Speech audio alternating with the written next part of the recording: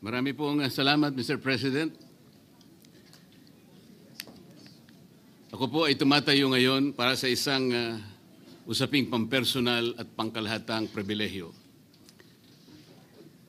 Ginoong Pangulo, ang gulo-gulo na po natin.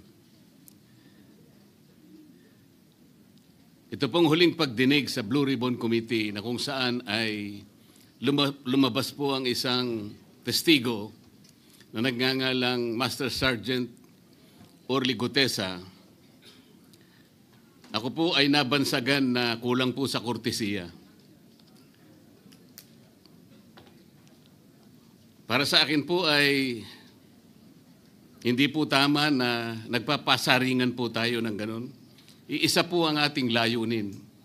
Hindi po tayo magkakalaban sa layunin na matuntun po natin ang pinaka-problema kung bakit nasadlag po ang ating bansa sa ganitong kalagayan.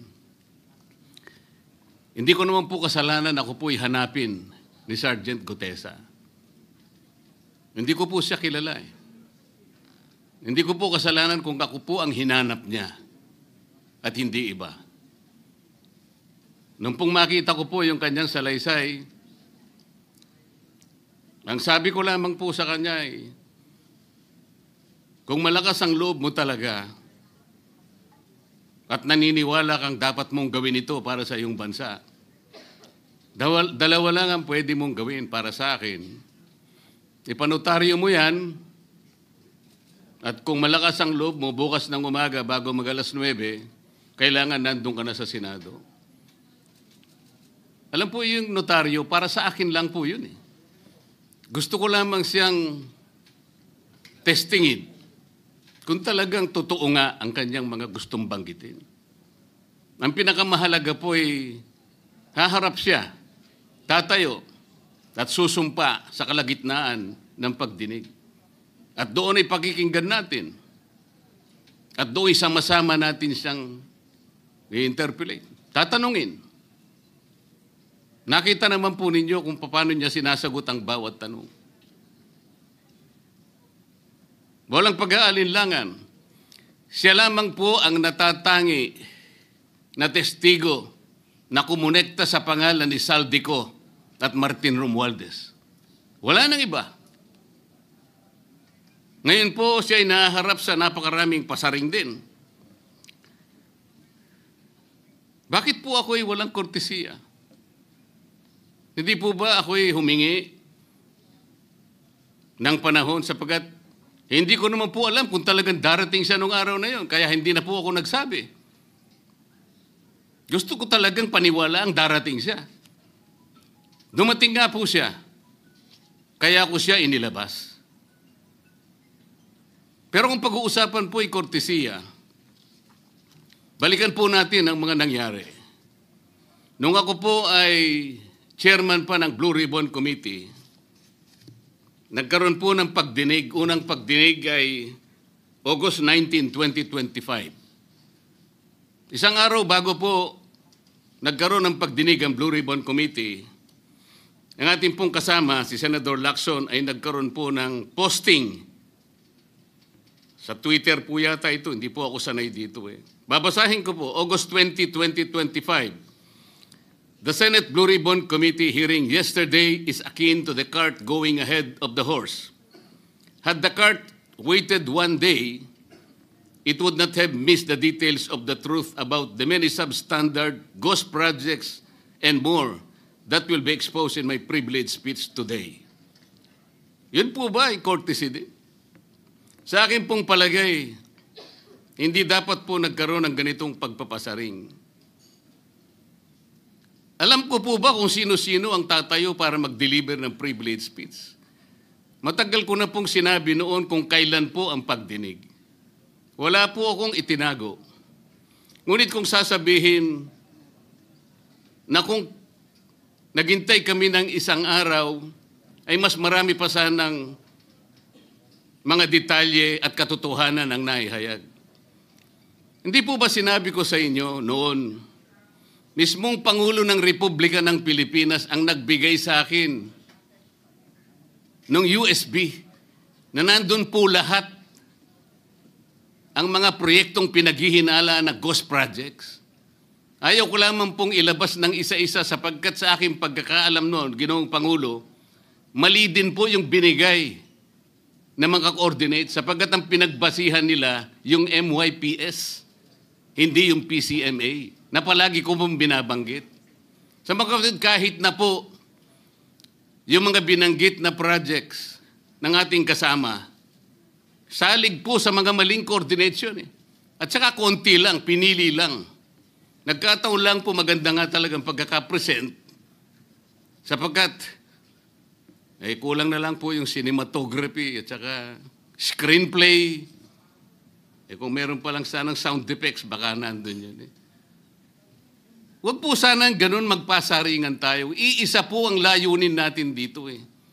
Yung matukoy natin kung sino ang merong utak dito.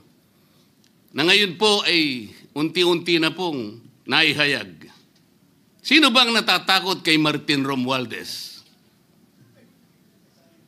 Marami po siguro dito sa kapulungan ito. Pero hindi ako natatakot kay Martin Romualdez.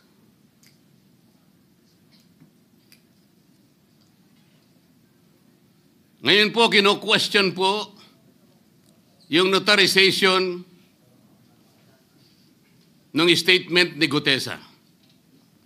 Dahil yung babae po, yung abogadong babae, nag-notarize, tinalikuran po niya ang kanyang signature, yung kanyang pirma. Nandyan po ba yung assistant natin para ipakita po natin? Ayan po yung huling bahagi ng dokumentong ninotaryo doon sa opisina ng abogadang babae na ngayon ay tinatalikuran niya ang kanyang pirma.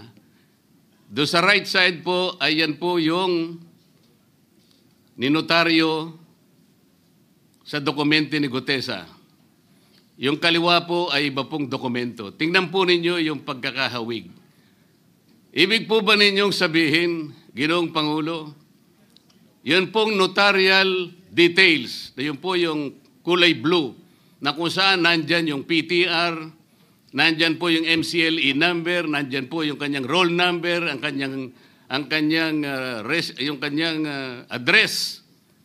Nakuha po ba ni Gutesa mula sa opisina ng abogada at in-stamp niya? Pagkatapos po yung detalye na nasa bandang kaliwa na kung saan makikita nyo document number, page number, book number, series of 2025. Makukuha po ba ni Gutesa mula sa libro, mula sa notarial register ng abogado? Paano niya makukuha? Tingnan po ninyo yung kabila, ganun din. Bakit po natin hahanapan ngayon si Gutesa at sasabihin pa natin dahil lamang tinalikuran ng babaeng nagnotaryo ang kanyang pirma? Pangkaraniwan na po kasi, Ginoong Pangulo, kahit pumunta kayo sa maraming lugar na kung saan nagnunotaryo, hindi nyo po makikita roon ang abogado. Iaabot nyo lang sa kanyang papel ninyo, pagkatapos isosoli niya sa iyo, pagkatapos nyong magbayad. Itatanong po ba ni Ginoong Gutesa, bago siya umalis, tatanungin po ba niya doon sa babaeng kausap niya kung sino man yun, Madam, kayo po bang may pirma nito? Wala pong ganun eh. Ngayon, kung tatalikuran po ng abogado na yon ang kanyang pirma, ako na po mismo ang magdidirect ng prosecution sa kanya para ma-disbar siya. Sapagkat ginagamit po niya yung opisina na yon. Pakita po ba natin, pwede po nating ipakita yung opisina, yung kanya, ayan po yung kanyang lugar. Ang opisina po niya ay sa Ermita, ngunit yan po ay ginagamit niyang address. Ayan po makikita ninyo. Notary Public 24/7. Ibig niyo sabihin, nandyan at hindi na natutulog yung abogado na yan. Sigurado meron isang tao dyan na pumipirma. At ginagaya na lamang ng kanyang staff o secretary yung pirma niya. Ganyan po palagi. Kalakaran. Kalakaran, ngunit hindi tama. Sapagkat sa batas po ng notaryo, kailangan nakaharap po yung magnunotaryo sa nagpapanotaryo. Bakit po niya ngayon sinabi na hindi niya pirma yon? Maring hindi niya pirma. Ngunit, tinayaan niya kung sino man ang taong iyon na ipirma yung dokumento. Kagaya po ng nasabi ko, naging academic na po yung notaryo. Sapagkat ang tao ay tumayo sa ating kapulungan. Binasa niya yung kanyang statement. Yung mga bayarang media nga po, sinasabi pa eh. Kino-coach ko pa eh. Bakit ko po siya sinabihan na dahan-dahan siya? Dahil po nung panahon na binabasa niya na yung kanyang statement, sinusundan po namin yung kanyang binabasa. Binigyan ko po ng kopya ang chairman ng Blue Ribbon Committee. Binigyan ko ng kopya ang ating Senate President at yung aking katabi si Senator Gatchalian dahil 4 lamang pong original ang meron kami. Yung binabasa pala niya ay Xerox copy kaya may naputol sa baba. Gusto ko lamang pong ma-record ng totohanan. Dahil doon sa umpisa po niya, merong isang linya po siyang nalaktawan. Alam po ito ng mga kasama natin na sinusundan po habang binabasa namin. Doon sa pangalawa po, 2 linya naman po ang nalaktawan niya. Kaya gusto ko lamang pong maging maayos ang pagre-record ng kanyang statement. Ano po sabi ng mga bayarang media? Hindi ko naman po nila lahat. Kaya ako po hindi nagpapa-interview sa kanila eh. Alam ko po ang karakter ng ating media ngayon. Nakakaawa na po ang kalagayan. Binanggit na po ng dating Senate President ang nangyari do sa statement ni Diskaya. Siya ang kauna-unahang nagbigay ng statement na kung saan binanggit ang 17 congressmen. Ngunit nakakapagtaka. Hindi na po natin tinutuntun yung 17 na yun. Kagaya na nga sinabi ng Senate President, napupunta na, natutuon na yung pagtuntun sa mga kasama natin dito. Bakit po? Natatakot ba tayo kay Martin Romualdez? Siguro po, yung iba sa inyo natatakot. Ginoong Pangulo, naghalo na po ang balat sa tinalupan. Bakit po? Ngayon ko lamang po nakita sa pagdinig ng Blue Ribbon Committee. Nandun po yung Justice Secretary. Hindi pa po natin natatapos na pagtatanungin yung respondent, yung resource person, na tayo po ang merong legal and physical custody. Hindi ko maintindihan kung bakit dadalhin niya sa kanyang opisina at pagbalik niya, meron na siyang supplemental affidavit. Ano po ba itong nangyayari sa atin? Meron na ba tayong alituntunin? Meron na ba tayong agreement sa pagitan ng DOJ at ang pag-imbestigang ginagawa natin sa Blue Ribbon Committee?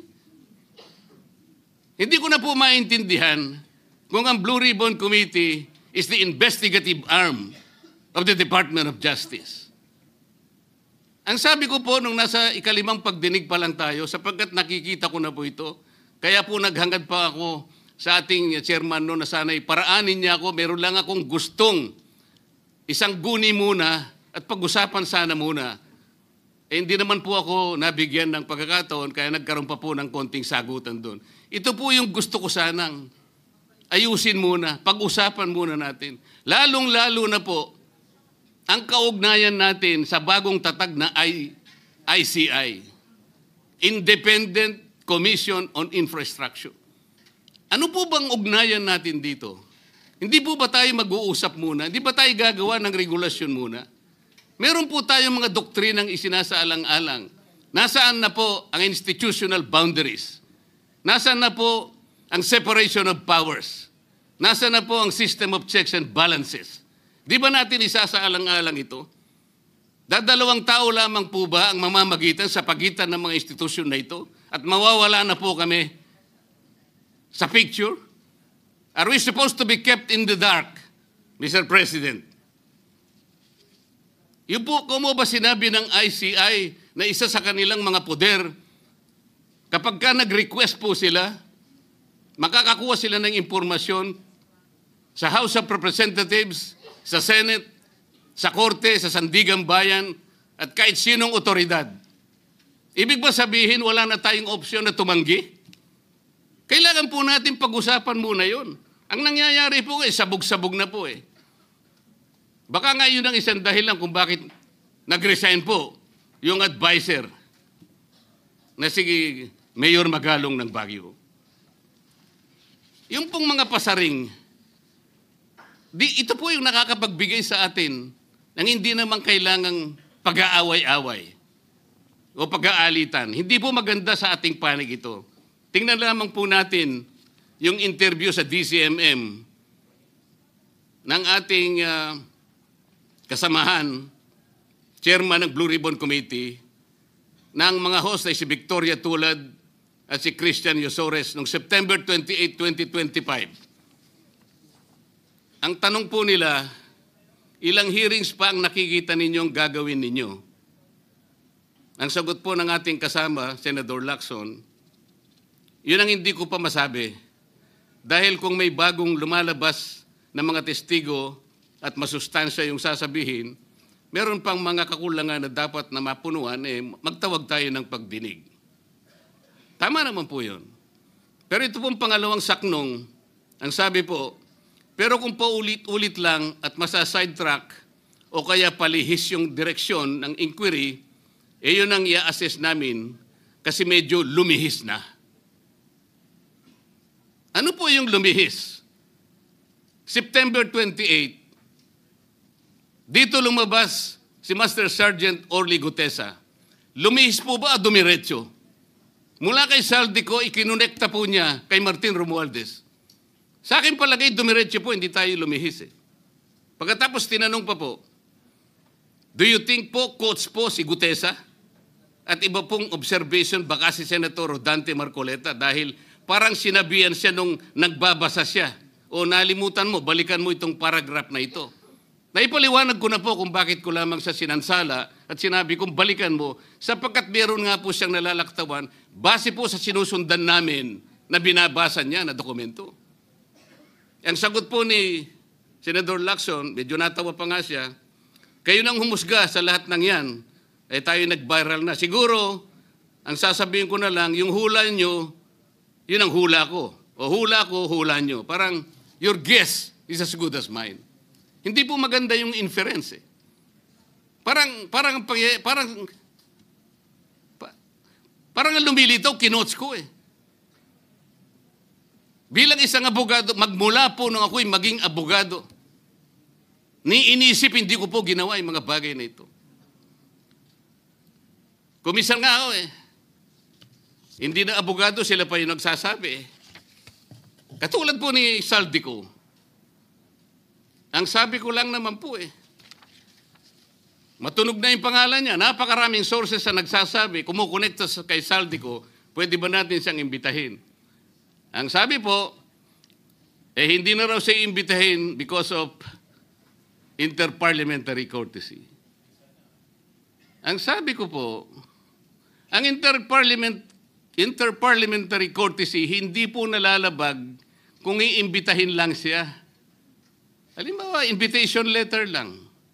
Nagawa ko po yun kay Congressman Toby Chanco. Voluntaryo po yun . Kung darating siya, salamat. Kung hindi siya darating, okay lang. Ngunit, ang pinag-uusapan natin ay problemang kasangkot na po ang kinabukasan ng ating bansa. Sasabihin ba natin interparliamentary courtesy? Nakikinig po ang buong bayan. Tatakpan po ba natin ng dahil sa interparliamentary courtesy? Nakasulat po ba sa bato yun? Absolute po ba yun? Yun po yung aking ikinasasama ng loob . Hindi po tayo dapat mag-away-away. Iisa po ang ating layunin. Ang ating bansa ang pinaka-importante sa ating lahat. Bakit po kinakailangang ilihis natin? Bakit po tayo gagawa ng paraan para pagtakpan po natin ang hindi dapat pagtakpan? Ginoong Pangulo, ngayon po'y masasabi ko, si Master Sergeant Orly Gutesa ay mas credible pa po kaysa sa marami sa atin dito sa kapulungan ito. Si Master Sergeant Orly Gutesa, mas matapang kaysa sa mas marami dito sa ating kapulungan. Maraming salamat po, Ginoong Pangulo.